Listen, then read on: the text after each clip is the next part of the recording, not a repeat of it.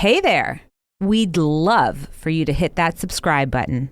By subscribing, you're helping us spread the word and connect with more amazing people like you. Welcome to Webe Pärents, where parent doctors Matthew Lederman and Alona Pulde explore current parenting topics, share stories, and help bring families closer together. Hi, I'm Dr. Alona Pulde. And hi, I'm Dr. Matthew Lederman. Today we are going to talk about trust.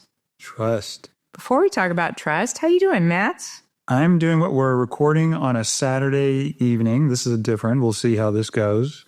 We have that nice quiet house. The kids are at their musical theater class. Yes. So this is how we use the evening to ourselves. Yes. Record podcast. This is sad. Very sad.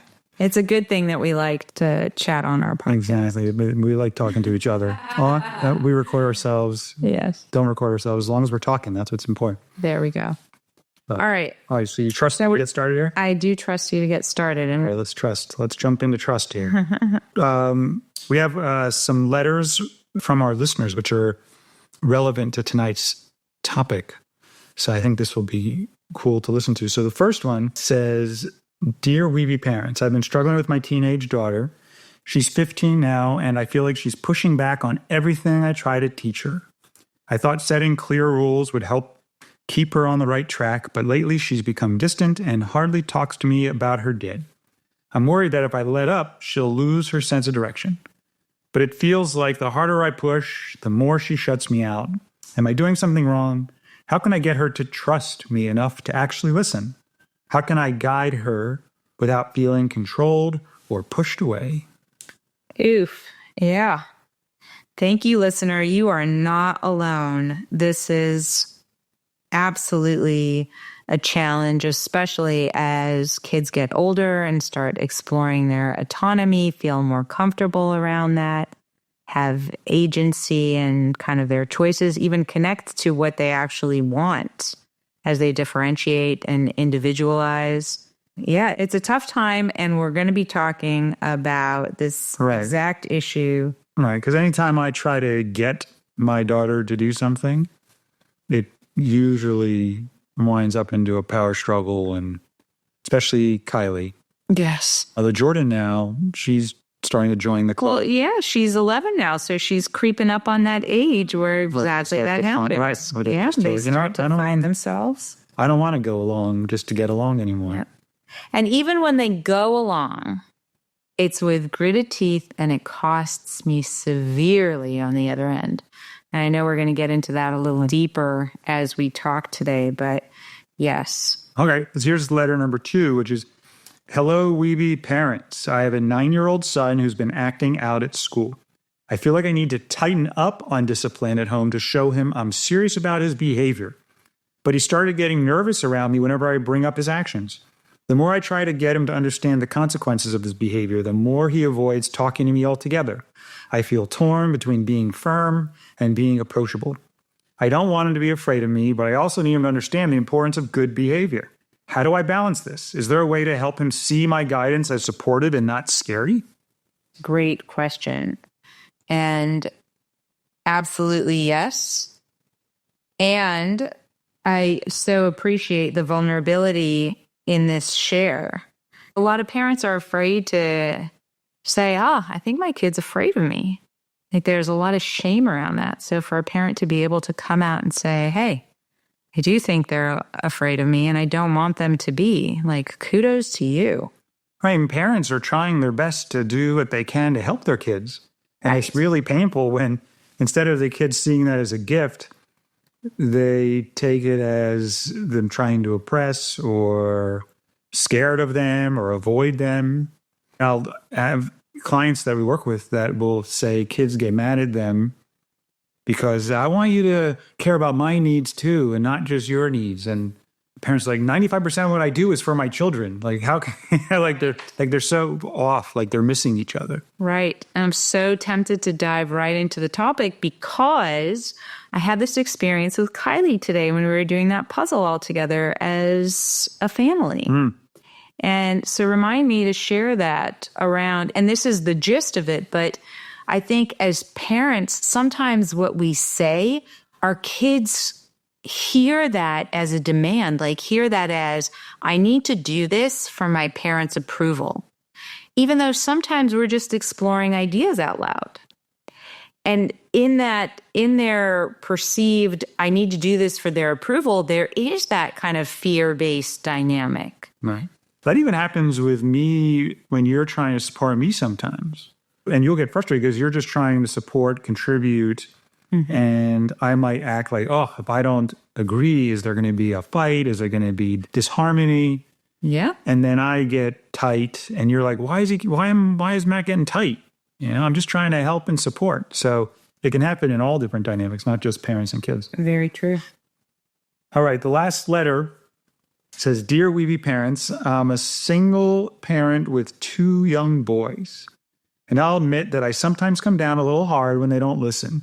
Lately, my 6-year-old has been getting very quiet when I raise my voice, and it's breaking my heart. I feel like I'm walking a line between keeping order in the house and being too strict. I don't want him to fear me. I want him to feel safe and understood. But if I'm not strict, how will he learn? How can I be an authority in their lives without them feeling intimidated or afraid? Again, great question. And again, around that fear, very interestingly enough. So let's dive into our topic and tackle these questions as we go. I felt like trust was a really important topic to bring up because I think the lack of it exists in a lot of families, and it's kind of insidious. We want to believe that we trust our kids. We want to believe that they can trust us, but yet our behaviors are not congruent with that wish. So, for example, we don't have patience for our kids to lie to us, or it's intolerable to think that they're going to lie to us. And we need to establish that trust.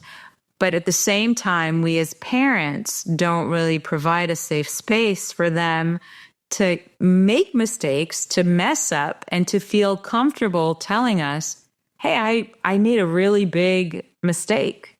Right. It's the same thing. Lying and fear or lack of trust, how kids react is primarily dependent upon how you as the parent respond to them. Yes. So when parents will say, how do I get my kid to stop lying? Or we'll say, well, you got to stop blaming, punishing, criticizing, and shaming. And as soon as you do that, then lying doesn't serve a purpose anymore. Right. Because I can see, how attractive is that desire to lie when you're afraid that when you tell the truth, it is going to go over terribly. And we even as adults, we omit, or it's a white lie because I don't want to hurt the other person, or I don't want to negatively impact them. Right? And we do that because we're afraid of what the outcome of sharing authentically or vulnerably is actually going to be. Right. And the real trick is to be able to respond with warmth and compassion, regardless of whether you like what they said or did, and trust that if you create this collaborative, non-permissive culture, that you're going to come together and address that, and that your kids are going to care about your needs not being met as a parent as much as you care about their needs not being met as a child. And if there's that care and trust, which is what we're trying to talk about tonight, how do we build that trust? Then things like lying and like in the letters where they get small or afraid or avoid, all of a sudden that doesn't need to happen because kids don't want to lie or avoid. They're doing it to protect themselves because they don't have that trust. Protect themselves and protect the relationship. That's the part that I think sometimes is missed over. Even when kids do lie and we can see, okay, they were trying to protect themselves, parents fail to see the beautiful message behind it is they're also trying to preserve the relationship. They don't want you mad at them. They don't want you alienating them. They don't want you abandoning them or turning away from them. as we do a lot of times when we're upset. Right. The need for survival is to be accepted in the community, whether it's the family community or some other community. Right. And if you are at risk of getting tossed out, you're not going to take that action unless you get to a point where you can say, well, I don't care if I'm tossed out. I can still survive on my own, which is sort of when kids start to rebel, when they have that belief that, hey, maybe I can take care of myself even if the relationship falls apart, or they avoid. But that's what happens as they switch over from submission to rebellion. Right. I think even in that rebellious state, they tell themselves, I don't care. But you do. Because they care, because they can't afford to care so much. In fact, I was talking to a kid the other day, and this kid is having some struggles with his parents. And his parents describe it as, oh, he's like the Tasmanian devil and constantly getting in trouble and won't listen. So there's a lot of anger from the parents, criticism, even some punishments. And I was talking to the kid the other day, and I was asking him a little bit about those situations and what happens when he gets punished. Does he get mad? And I was expecting him to say yes, but no. He said, no, I don't get mad. I get sad. I said, well, why do you get sad? I thought maybe because he's punished or he's in his room. He said, I get sad because my parents are disappointed and mad at me. Mm. And it was like such a tender moment in my heart to realize, this kid is not even upset about his punishments as much as he is that his parents are upset with him. Right. And that's where we think that as parents, we have to make our children feel bad to learn. Mm-hmm. And we have to make them feel bad to shift and behave differently. Right. And it makes sense, right? When you're trying to meet needs, when you try to make somebody feel bad, right? You want to meet needs for empathy, where you want them to feel the pain that you're feeling. You think you want to meet your need for mattering. So you think if you make them feel bad enough, this is going to really matter to them. You want to meet your need for predictability. Like, hey, if I make them feel bad enough, maybe they won't do it again. Right. Those are important needs around, mattering and empathy and predictability, but maybe there's other ways to do it that don't jeopardize the connection and the trust. Right. And part of that is not being attached to the outcomes, but rather being attached to the connection. In that situation with the kid acting out at school, there's such a strong desire from the parent to prevent that from happening. And I absolutely resonate and relate with that. You want to kibosh that behavior at school, but you become so attached to the outcome of stopping the behavior at all costs that there's no even curiosity around, I wonder why he's doing that. What needs is he trying to meet? And how can I help him potentially find less costly ways to meet those needs? Is he feeling bored? Is he restless and needing to move around? Is he not feeling well? Does he need to go to the bathroom? Did he have an argument with a friend? What's going on for him that is causing these behaviors? Yeah. And that curiosity is the beginning of seeing their good intentions behind their behavior, whether you liked it or not. And if you can start to see their good intentions and the needs they were trying to meet, that's going to start building trust. And that's also going to decrease their defensiveness so that they can actually hear your needs that aren't met. Right. And if you start seeing their good intentions, they're not going to go to the shame place, because when they go to the shame place, they're going to defend themselves and try and point out and not even hear your needs because it's so painful and shaming. Because if they did something wrong or bad versus they did something that didn't meet some of your needs. Right. Yeah. And part of that question of how do I offer support without being scary is letting go of that attachment to the outcomes. And that's the story that I wanted to share. So today, when we were doing the puzzle, our daughter Kylie, who is going to be 13 soon, has Crohn's, and she's on a medical diet. And every now and again, she gets to go out and splurge. And so actually next weekend, she and Matt have a date to go out and have a splurge dinner.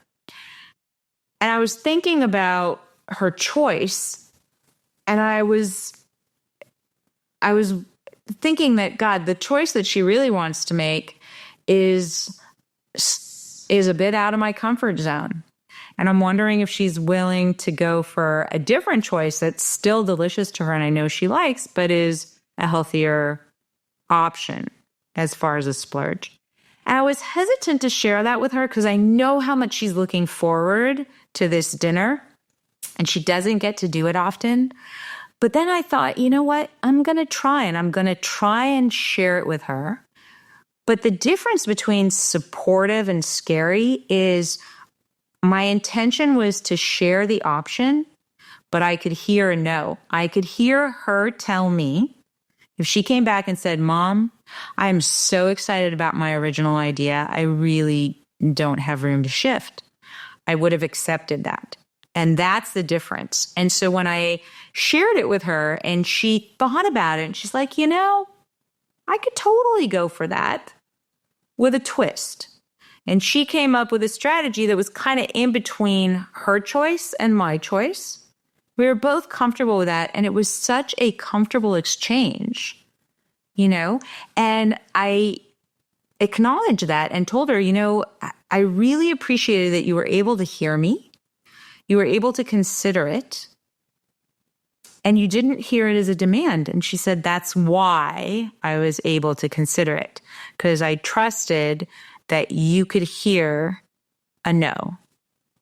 Yeah, that trust, you know, that you built is so powerful that, and on both ends, right? Because if she said yes, but she was really just submitting, you know, that doesn't feel good to you. No. So you have trust that you can bring it up. We were debating, right? And then you went with it, which is going to build trust in the future that you can bring it up this way, and that she's going to really sit with it and then let you know not just what feels good to her, but also what can work to meet your needs and feel good to her. Right. Because a lot of parents think, oh, if I just do them, then what do? Just let my kids do what they want? Right. But you have trust that she's going to also consider your need around her health and try and find that happy medium. Yes. And the hesitation was I didn't want to suggest it and have her submit. Because you're right, it would not have felt good. It would be depriving to her. It wouldn't build trust between us, right? And so I really wanted to share that with her, and I wanted to trust that she wasn't just going to give in because I put it out there. Mm-hmm. So it was such a gift to me that she didn't. You know, she thought about it. She agreed to do it, but then added her own extra. And that's what, I mean, again, that happens in our relationship too, where you want me to share what I really want and what works for me, but you want to trust that you can bring up your needs and that we're going to then discuss a way that meets both of our needs, not me just to say yes because I think it's going to make you happy. Right. You don't like that. No, I want to be able to suggest strategies, but if they don't work for other people, there are so many strategies, you know, and I might come up with a few that work for me or that are easy for me to think about, but they're not the only ones that exist. And I only want it because it doesn't feel good when somebody is tagging along with even underlying subconscious resentment, because it's not something that they really want to do. Right. And it does kind of destroy and eat away at the trust, even on that subconscious level. Because if you go along with me just to go along and prevent me from being angry, there's a part of you that doesn't trust that I'm going to accept you as you. Right, and care. Right. We even do that, or I even do that without even involving you sometimes, where I'll take the laundry up and start folding the laundry because I think that's what you would probably want, even though I don't feel like folding the laundry in that moment. But instead of giving myself the option of either folding it with a little bit of resentment or not folding it without any care for you, there's a third option, which I think is what builds the most trust, which is to say, hey, you know, I see the laundry and I want you to know I recognize that it's there and I'm not expecting you to do it. but I'm also not really just excited to do it now. Can we both leave it and we'll talk about it maybe tomorrow or something like that, right? I think we forget, like, that's what would build the most trust, not either doing it or not doing it. Yes. Or anticipating what the other person would want you to do to avoid the outcome of potentially it being messy.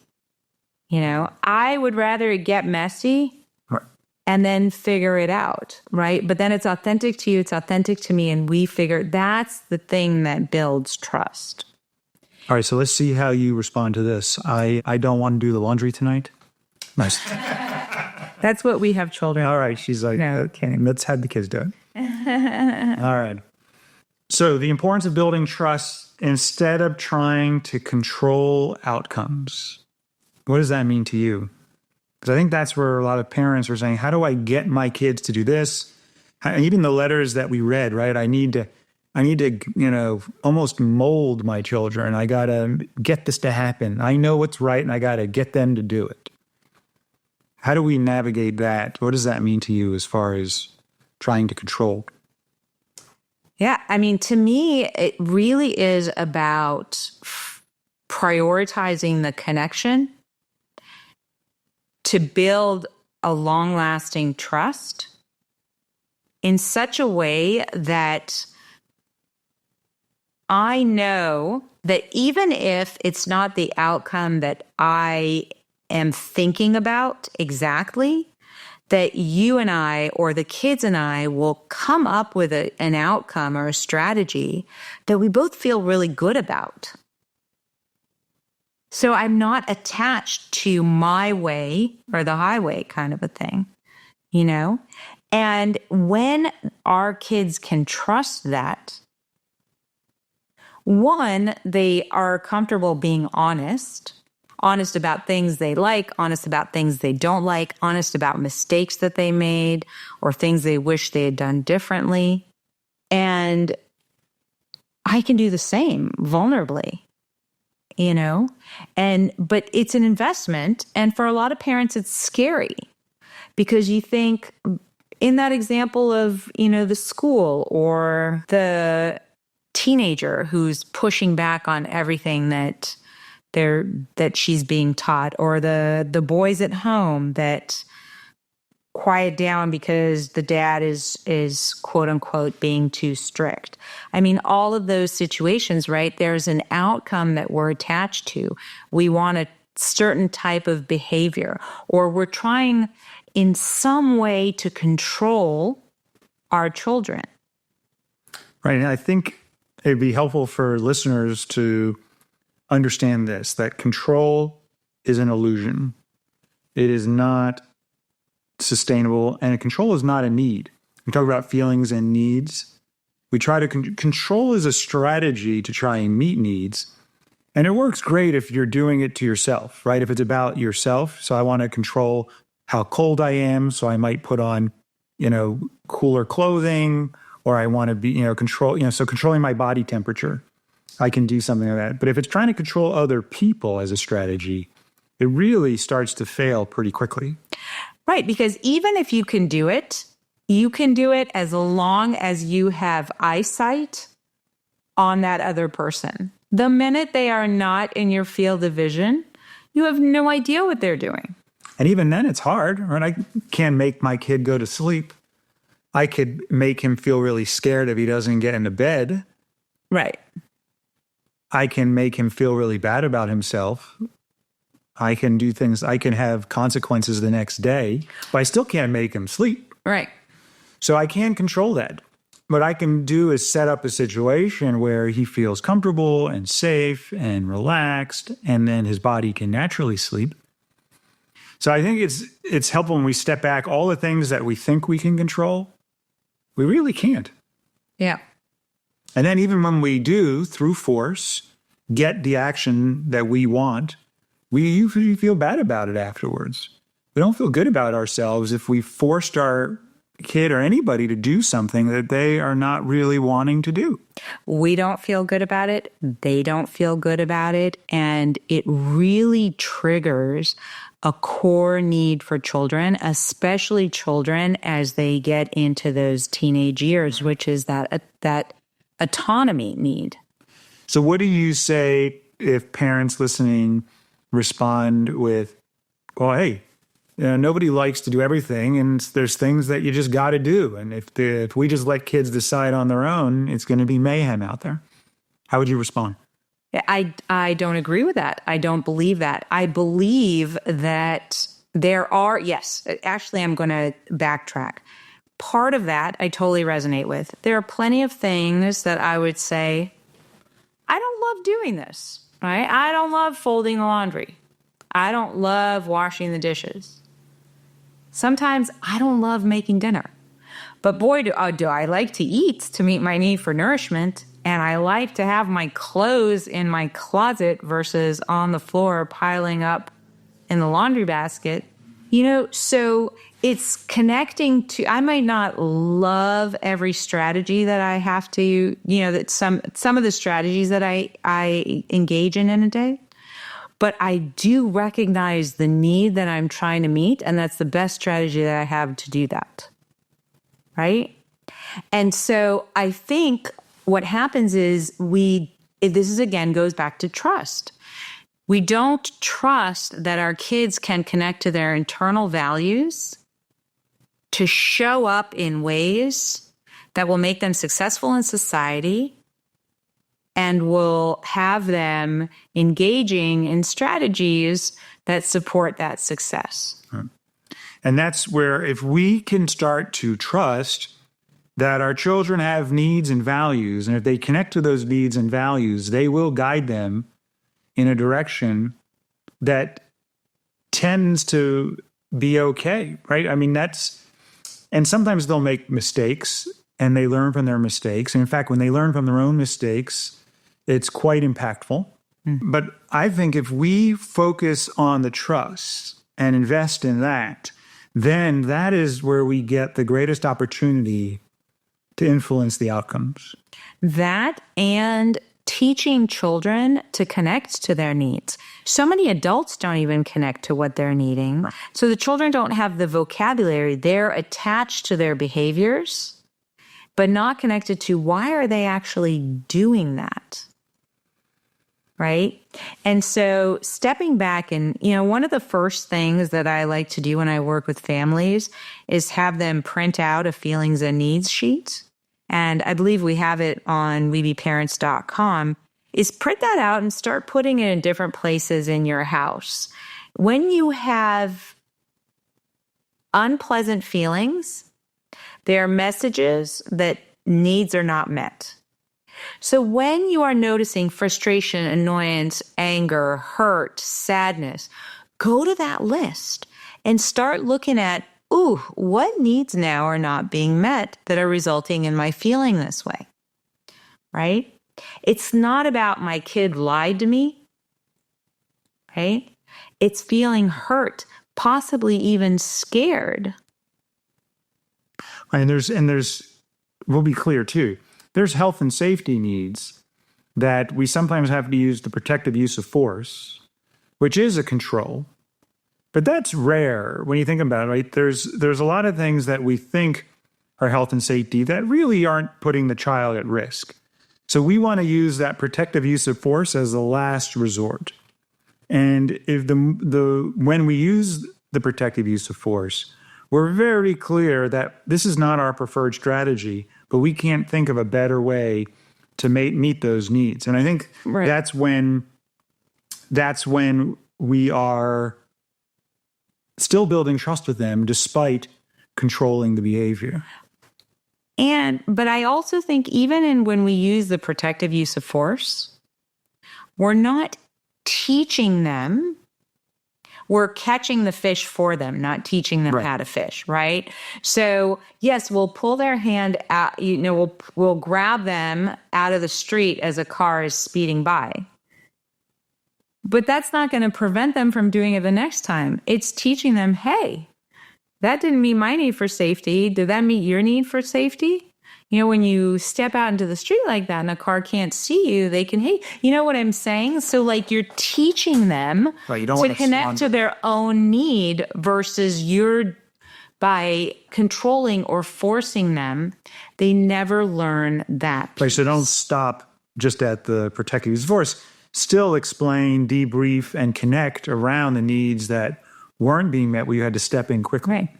Again, that's a last resort. Like we talk to parents will say, how do I let go of control? How do I do that? And we talk about getting good at grieving and mourning. Well, and before we do that, can I just go back one more thing to the protective use of force? I like to think of the protective use of force as I am trying to meet our needs, and I absolutely cannot think of another strategy to do that right now. Right? And that's building trust, just saying it that way. I would love to find a way to meet your needs in this moment and my needs, and I can't think about it, and I can't wait. Right. So I'm going to use the protective use of force, and we can mourn together that this is not ideal for you. And that comes into, you were talking about mourning. Right. So how do we let go of controlling the outcome? It's getting good at grieving and mourning. So what do I mean? When I have a preferred strategy that I would like, for example, there's stuff on the floor and I want my kids to pick it up right now. And if they don't want to, I can yell at them, I can scream at them, I can shame them, I can threaten them. And that will often get the clothes or whatever's on the floor picked up in that moment. But that erodes trust. It's too big a cost to me just because I want that my need, whether it's order, often more than order though, there's some level of care and cooperation or collaboration too.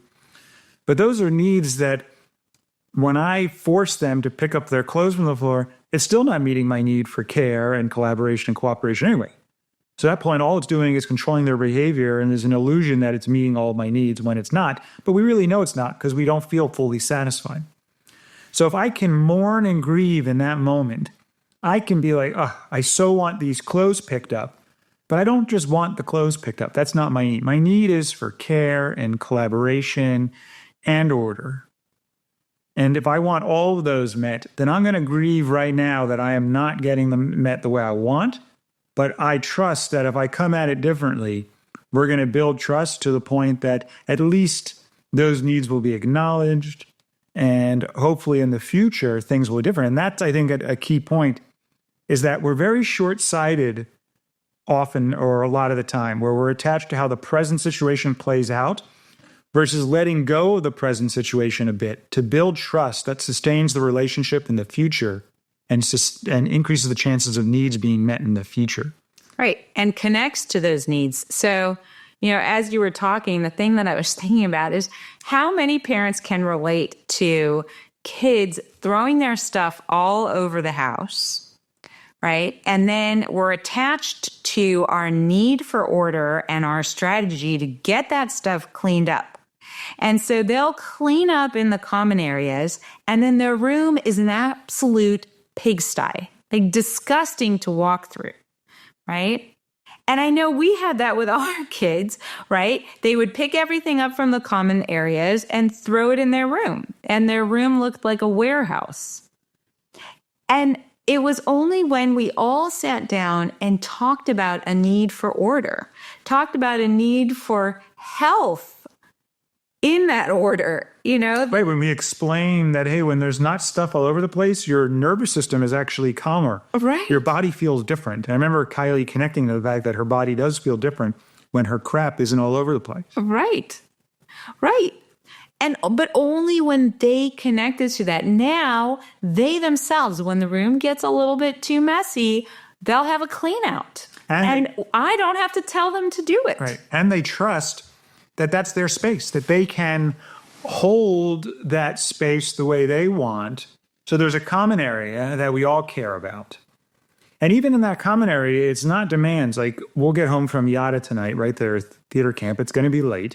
And I'll even say before we get in, I'll say, hey, it's just a reminder, guys, that it really feels wonderful when this common space doesn't have stuff all over, because it makes my body feel like jittery and just uncomfortable. So can you put your stuff away? And if I see it on the floor, do you mind if I give you a gentle reminder?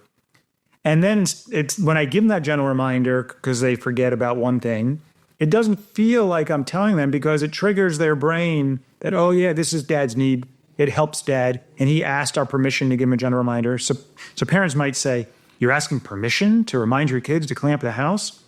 And I'll say, no, I'm asking permission in the sense that, hey, can I give you a gentle reminder? Because I want that to land as caring and to build trust, not I'm forcing them to do something. So it and to remind them of an agreement is more like... And it disarms the chances of them hearing it as a demand. Right. And can you just share with listeners, when we say demand, what are we... A demand is when there's a consequence to hearing a no. Right. When you tell your kids something and you cannot hear a no. So it's a request when you respond the same way, whether you hear a yes or a no. And a lot of times parents will say, please pick up your clothes from the floor. Please put your shoes away. But it's not, even though you throw a please in front of a demand, it's still a demand. Because if they say no, you're going to lose it. But I'm not okay with a no either. I don't like no because it doesn't meet my need for care. So part of what we did was we taught them, hey, I'm going to share the needs that are met when you put your shoes away. And if for some reason you're not inclined to put your shoes away, can you tell me what need of yours is preventing you from doing so? Because a lot of parents will just think, oh, I hear a no and I have to be okay with it. And it's not that. We're building, that's what we're talking about. When you build this trust in the relationship, there's this dialogue that meets your need for care, regardless of whether the preferred strategy or action happens in that moment. I think beyond that, yes, I completely agree with that. But beyond meeting a need for, it's that trust, in that trust, kids... The trust is, you care about me, Dad, and I'm going to care about you, Dad. And our behavior is going to be aligned with that internal care. And how you talk to them reinforces the fact that you care or erodes trust. Right. And they believe, even if you tell them you care, they don't believe that you do. Right. And the more you force them, the more you demand from them, the more you strip them of their autonomy, the greater the message is, you don't care about me, really.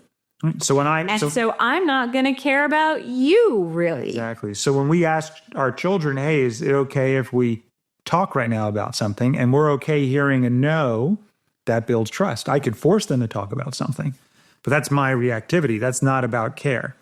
And to me, so parents who say, well, you shouldn't ask them, they're your children, you're the parents, you put your foot down. And to those are the parents that are usually talking to us about problems in the relationship, right? Because we'll say, well, how does that work? How's that working for you long term? Do you have the trust and the care and the collaboration?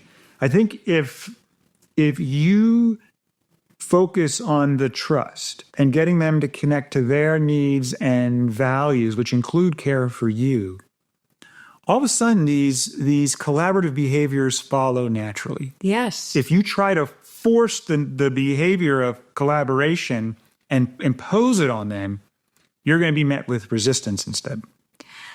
You could be met with submission at the beginning, which is when they're younger, right? But yes, ultimately, it will be a pent-up resentment that results in rebellion. And that's the transition that so many parents see from, oh, my child was this amazingly well-behaved, obedient child until they hit puberty. And then wham, nightmare. No, not wham, nightmare. The pot has boiled over, and now they have enough agency to act on their rebellion. Okay. And so, when parents ask me, but isn't that permissive? This is the answer to that. No, in fact, it's not permissive. It's the best way that I can think of to truly collaborate with my kids, for my kids to care enough about me that when I'm asking for something to get done, they trust, hey, that's really important to Mom, and I want to contribute to her. Exactly. And how, if we were to give people some tools around how to create trust, we talked about how you respond as a parent. It's so important. The more you guilt, shame, punish, abandon, yell, the less trust you have. Even if you get your way, you're going to pay for it. And in fact, if parents saw the cost associated with getting your way through guilt, shame, punishment, abandonment, yelling, they would never do it. I think parents do see the cost. They are not connecting the cost. These are the letters that we got today are letters around, and this is not meant to shame or blame parents, because when we don't feel like we have other options, we don't implement other options. And we do it, right? I shame. We're going to talk about that. Oh, for sure. We do it. So it's to recognize it and then to really work together to try and repair when you do and prevent it whenever possible. Absolutely. And the cost is, yes, they pull away from us. Yes, they stop talking to us. They get scared of us. They shut down. Right. Or they'll talk back. Right. And when parents say, well, my kid doesn't talk, my kid doesn't speak up, my kid doesn't share. Well, why do you think they shut down? Right. They're trying to meet needs, which is, hey, I don't feel safe talking. I don't trust that what I say matters. I can't be authentic, so I'd rather say nothing. Right. All of that is the reason they're not talking. Mm-hmm. So collaborate and partner around needs before strategizing. That is very clear, because a lot of parents come, again, with the strategy of what they want, and then everything is focused around getting that strategy to happen. Right. We become laser focused on one way to do it. And there's never just one way to do it. To meet needs. Right. There's more than many, many ways. And it's a crisis of imagination and creativity if we're attached to one. And then also giving in on the present situation to build trust, to meet needs going forward, creating space to care for everybody's needs. I'll give you an example. If when Kylie wanted a bunch of candy for dinner, and I said, I always start when I feel tight, I remind myself that, the thing that I'm worried about is this one time happening isn't going to be a big deal. So if I say, well, she can't eat candy for dinner because it's not healthy. To be honest, if she ate candy for dinner that night, it's not going to make or break her health. So many of the things that I feel strongly about in that situation, if it just happens that one time, doesn't make or break the need that I have. So when I became aware of that, that's when I started saying things like, Kylie, I'm not excited about eating candy for dinner. But at the same time, I'm not, whether you eat candy or not tonight is not the biggest concern. That's not going to affect our need for health right now. So regardless of what we do tonight, can we talk about my need for health? And can we talk about your needs that are wanting the candy tonight? Because I know you value health too. So do you see how I'm putting what happens tonight? I'm sort of disarming so she's not attached to trying to get her way. Once we disarm, then she can actually hear my needs and she can actually connect to her needs around it. And more often than not, those conversations go really well. And then she connects to her need for health. And then we figure out a strategy that actually works well for me. And I'll say, hey, regardless of what you do tonight, what do we do tomorrow when you want candy for dinner, right? And you can replace candy for dinner with any strategy that you don't like. But letting go of now, the present situation, to build trust and focus on what we're going to do ongoing builds a lot of goodwill, a lot of good trust. And yes, and I think that's really important. Even in, the examples of I'm going to get my child to behave in school this week or this year, right? Versus what can I do long term? Right, getting your kid to go to school. Right. Whether they go to school today or not is not a big deal. But what do you say? So whether you go to school or not today, assuming I don't have some meeting or but what do we do tomorrow if you don't want to go to school? And why don't you want to go to school? Right? Our kids, for example, love school. You're trying to, sometimes you want to stay home and they don't want to stay home. Right. But they have a lot of choice around that and they're choosing to go to school. And it's really, I mean, parents are shocked because they think the kids, if you don't force them to go to school, they're not going to want to go to school.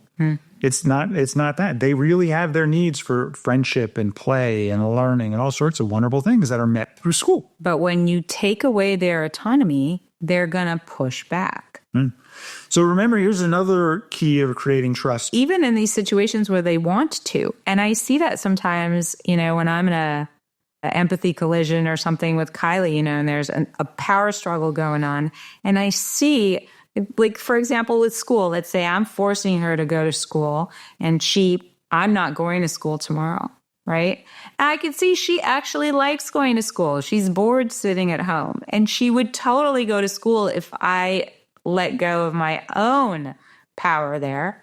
And because we're going at it, she doubles down. Yeah. And that is happening more often than we think. I can see it next week. We're going to get all these letters of kids not going to school for the whole week. And Yes. Yeah. So there's a process. Maybe we have an episode where we talk about going to school and dealing with kids that don't want to go to school. But remember, so here's another key. Remember, you are there to guide your children, not live for them. But you're guiding them, particularly when they're open to guidance. And when they're not open to guidance, unless it's health and safety and a last resort, you hold until they are open, because kids do want your input. They do want your support.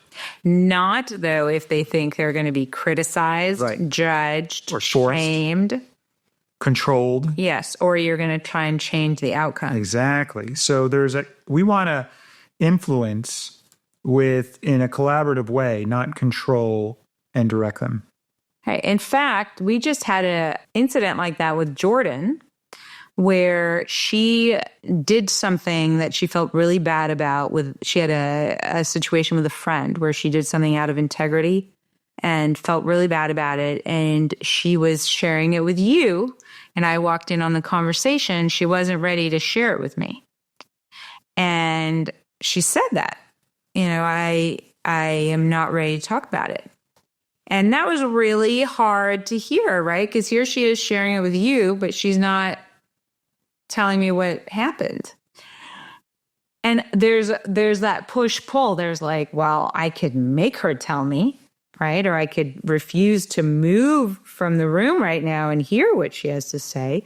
Or I can really just respect and trust that that it'll come around, right? How'd that go for you? It did come around. After a while, she came and she actually asked, and we could talk about this as you talked about how to build trust. This is where, and we talk about it in episode 1, the heart hug comes in really valuable, right? And she asked for a heart hug, which is when we hear that, it's, can you just hear me? Please don't say a word. Don't celebrate, don't mourn, don't criticize, don't judge, just reflect what I'm telling you. And I was able to do that, and she actually really appreciated it and shared what happened. So heart hug to the rescue. Oh gosh, what a great tool that is for building trust. Yeah. Yeah. And actually it's funny because I remember that Jordan telling me about that, and she started the conversation with, Dad, I just need a heart hug. Mm-hmm. And that was how I knew what to do. So very helpful. So, and then here's one more tool for creating trust that I really like, which is speak up when you're struggling to trust, but don't default back to control. So instead, we talk about something called holding the tension, where it's uncomfortable. So for example, Kylie sometimes struggles to get her morning routine done. It takes, she can take 45 minutes to an hour picking out the soap in the bathroom. So in the morning, she has too. Right. In the morning, and in the mornings, if I want to leave for school, or Jordan wants to get to school so she has time to play, we might say, hey, we want to leave at 7:30. But Kylie hates when we're saying, come on, let's go. Kylie, are you ready? Kylie, did you eat your breakfast? Kylie, did you do this? So Kylie will say something like, Dad, I got it. And I'll be like, whoa, I feel this wave of trying to control because I'm like, there's no way in heck she's going to ever get this done. Right? So then I say to her, Kylie, I'm struggling to trust that this is going to all happen. But at the same time, I'm hearing you don't like when I'm saying Let's go. You want that trust, Kylie, that it's all going to follow through and I can depend on that. And she said, yeah. I said, let's come up with a strategy. So I was holding the tension because at first I wanted to just control her and say, you're going to do it my way because I'm going to list the 37 times you didn't get out on time.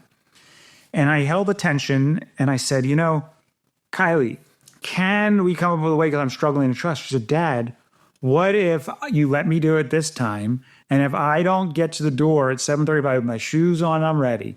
Tomorrow we'll do it exactly your way, whatever you want, whenever you want. And I'll stop what I'm doing to just do whatever you tell me to. And that's fantastic. So now she gamified it. But I'm like, let's see if she can do this. And sure enough, she was at the door, actually early, and I was very shocked, to say the least. So I think that if you can just do that and then work together, and she heard that, I think that's where we started collaborating. It wasn't permissive, which was like, okay, Kylie, whatever you want, and then she doesn't get to the door again on time. Right. My needs don't get met. But this was a fun way to collaborate and get all of our needs met. And it goes back to what you said. You weren't as attached. If it didn't happen that one day, the world wouldn't end. But you had a longer vision of, well, it doesn't happen today. Tomorrow is going to be different. Right. Yeah. I like that a lot. So again, it comes down to a desire to build a connection, a long-lasting, sustainable connection with your kids. And that's ultimately what I want in my relationship with my children. And that's built around trust. And that's a process, especially when there hasn't been that trust in the family. So it's going to be a process of really building it and nourishing it and tending to it until it's built. And even owning that vulnerably. Hey, I know this hasn't existed in our family. We're trying something new. Have some grace with it and prepare to get messy. And then know that you trust that you can fix it. It's all about trust. Yeah. So I like that. We'll talk more about that in the Bring It Home. Yes. So that leads us actually, we can start by bringing it home to some cheers and tears. Cheers and tears. So in cheers and tears, we share things that went really well and some things that didn't quite go as planned. And it's all about learning and growing together. So one of the things that I was thinking of as far as trust and control was, Jordan was going through a phase where she had a little bit more weight than she was comfortable with, and she was on a journey to lose weight. But she didn't really want to make changes. She wasn't ready. And she asked for my help. And I, rather than connect to her needs and come up with strategies that worked for both of us, when I heard, Mom, help me, I was like, okay, I know how to do this. And I gave her the things that she should do without checking in with her to even see if there was no collaborative approach, but I thought I was helping. And Jordan resisted. She rejected those things because she didn't really want to do them and she wasn't ready. And for the longest time, and then she would get mad because she was torn. There was a part of her that wanted to lose weight, and there was a part of her that didn't want to hear my strategies because she didn't want to do those. But she would get mad at me because I wasn't, quote unquote, helping her. And so there was really kind of what we call an empathy collision where I needed empathy thinking, I am trying to help you and you're not listening to me. And she was thinking, you're not trying to help me because you're telling me things I don't want to do. And it took stepping back and connecting and having the conversation not around the weight, but around what goal she's trying to meet when her strategy is to lose weight. And she wanted to fit into certain clothes. She had a look that she really liked but was uncomfortable with because when she wore it, her belly stuck out a little more than she liked, right? So when she started to connect to, these are the reasons, this is my why, these are the needs that I'm trying to meet around her weight loss journey, and I was able to hear those needs and then not attach to a strategy, but collaborate with her on, well, what could work to move that needle in the direction that you'd like. Then I started to see change in her behavior, also the results that she was getting, and in how she saw me as kind of assisting her with her journey versus inhibiting her journey. Yeah, so that's textbook collaborative parenting, right? That's beautiful. Well, it ended that way, but it didn't start that way, right? You were so focused on what you wanted, the outcome, instead of focusing on the connection. I was focused I was focused on getting her the outcome that she wanted. I knew what she had to do. What she had to do. But I didn't really, there are many things that she could do, right? I think that's also important, is that you can be clear what they want, what need they're trying to meet, and clear on what could get them to that need being met. And they might even agree with what you're suggesting to do, but they still need time. It's almost like, I know what the cake is going to look like when it's done, and I know exactly how it's done, but you still need to give it time to cook. And I think that's partially, as parents, the connection is checking in with them and sort of letting them lead, even though you know exactly where you could go and how to get there very efficiently. Right. And allow them autonomy around, Jordan needed to choose that path for herself, not hear me tell her, this is the path you must take. No. And that's, to me, when you allow that space to allow them for their needs to motivate their behaviors, and you're sort of on the side there with influence and support and encouragement and empathy and love, that's when they're really successful. Yes, and it built and ironically, right? Even though that we've been talking about this against kind of what parents think initially, that is what builds the trust. At this point in Jordan's journey, not only has she been really successful, but now she will come to me in situations and say, "Mom, what do you think about having this?"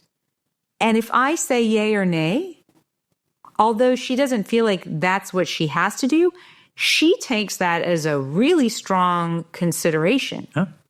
Right? So she trusts now what I'm telling her. Right. And she went different extremes too. She went to not doing anything you said to restricting more. So you were worried on both ends. Right. And now she sort of found her happy medium and has found a really comfortable place with her activity, with her food. And sometimes she might eat a little bit less than really works for her, and she'll come back and say, "Oh, I'm still a little hungry. What should I do?" Sometimes she'll say, "Oh, Dad, I stuffed myself. Mm-hmm. I wonder what was going on for me there." So she's connecting to her values and also her body around, it's not this perfect straight line. There's, you're sort of you're hugging the line, but that's how you're successful long-term, when she's motivated and driving herself. Yes. So we ended up achieving the outcome that we both desired for her, but now she's driving that journey and she is making it happen, and she has the skill to do it sustainably. Yeah, that's very exciting. Yeah. Yeah. So if parents want to bring some of these skills home and bring trust home, what are some ways that you like to support parents with that?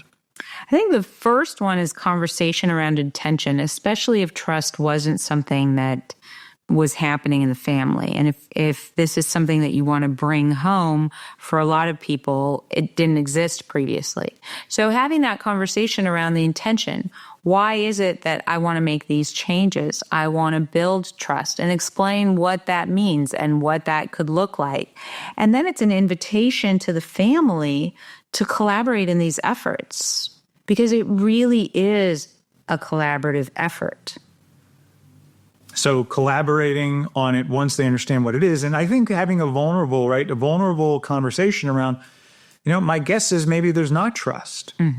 Maybe we really need to work on this. And giving them space, because it's going to be hard for them to admit that they don't have that trust. They're going to worry about the attachment with their parents. So if you can bring it up and make it safe to say, yeah, I don't think there's trust. I don't trust that you're going to do things that necessarily always work for me. I sometimes don't do things that always work for you. And we don't trust each other's intentions there all the time. So how can we rebuild that? And I think talking about that. And what does trust even mean, like you said? If you were going to give them a basic, short definition, how would you explain trust to the kids? What does that mean if they say, hey, we're going to build trust? We want to build trust. What does that mean? I want to have space and give space to be authentic and vulnerable in safety. So when they have a safe space to be authentic and vulnerable. Right. So if they want to say something, even if they think I'm not going to like it, we want to have the courage to try and share that so that they can build trust to share it. And I can build trust in having a different reaction that doesn't include reactivity, shame, anger, all that stuff. And if I do have that old habitual reaction, we're going to try and stop that, transform it, and repair it. Okay. And vice versa. If I'm sharing something authentically and vulnerable and they don't like hearing it, I want to hear that back from them. I do not want them to submit or rebel. I want to be in the middle of that, which is a collaborative relationship with them. Right. Where they don't need to do one or the other. Right. And that's where I think that collaborative, invite them in, saying, hey, who wants to do this with me? This is not going to be, all fun all the time. We're going to make mistakes and we might hit some rough spots. So don't force them, right? That's the first step to breaking trust. Right. But whoever wants to, let's try. And then when if one kid wants to, another kid doesn't, right? Bring the one. When the one kid is and sees the changes, that's gonna build trust for them to try it. Right. And if the kids are not ready to do it, parents can model it. Yes, I love that. Modeling and saying it out loud, talking through what you're doing. Hey, honey, I don't really trust that I can tell you that I don't want to do the laundry right now, even though you're asking. I'm worried you're going to get angry. Right. So if the kids hear you talking in that way, and then they hear Alona's reaction, that's going to build trust not only for me, but it's going to build trust for the kids witnessing it. Mm-hmm. And then also saying, hey, I'm having trouble trusting. Right? So talking that vulnerably. And then how do we encourage it? So can one parent encourage the child to say, hey, I'm wondering if maybe this is a moment where you're having a hard time trusting that you can share with me exactly what you want to share. We call this scary honesty. Do you think you can try, and I'm going to work really hard to give you a hard hug, to model just empathy? So you're encouraging them where possible and practicing it. Right. And it could even be, fire drilling it or mining for it, like you said, but and giving the parent a consequence. And I know you've done that before when you're introducing something new, is to say, hey, if you ask me for a heart hug and I cannot give you a heart hug, then I will give you, 30 extra minutes of screen time or whatever it is, something that they're really excited about. And they see that you are serious about wanting to do this for them. Yeah, it's very important that we come up with something that if I can't show up the way I want, let's create some fun thing that happens, almost like we're both going for this competition. It's a game. And this is what I win or don't get, right? Depending on the situation, if we can't show up the way we want. So it's not a punishment. It's something that I'm wanting to do and that they're happy to do, or vice versa. Right. So they get excited to even try it because they win either way. Right. They win if you give them the heart hug, and they win if you don't. Exactly.